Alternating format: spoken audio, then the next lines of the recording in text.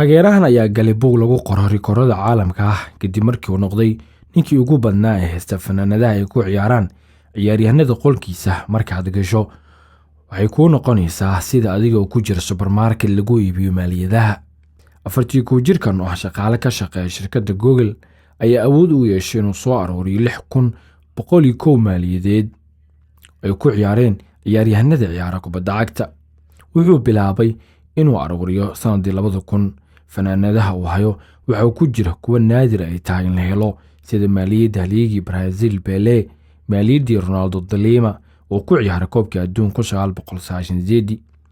Brando ayaa aaminsan in 6,000 fanaanad uu hayo kaliya aysan ahayn tiro balse sidoo kale ay tahay xasuus. sidoo kale Brando ayaa furay xarun oo ku iibiyo fanaanadaha oo ciyaaryahanada ka soo qaaday iyadoo xaruntaasi ay ka shaqeeyaan ku dhawaad 60 qof. maaliyadaha qaar ayaa qiimahoodu waxay gaarayaan $7,400 oo doolarka Mareykanka ah. fanaanadaha uu hayo waxaa ku jira mid uu xirnaa Pele 1968 markaa uu la kulmay boqoradii Ingiriiska Elizabeth oo ka mid ahayd martidii soo xaadirtay garoonka caanka ee Maracano.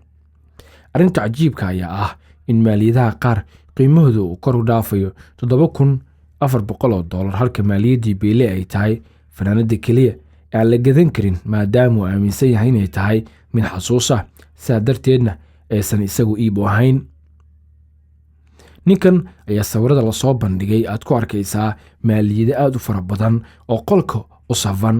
markaad gasho waxaad isleedahay waxaad soo gashay meel supermarket ah oo lagu iibiyo maaliyadaha ciyaartooyda ciyaara kubadda cagta, laakiin waa mid isaga quddiisa soo qaatay maaliyadahaasi ama ciyaartooydaasi ka soo qaatay taa uu bilaabay sanadii 2000.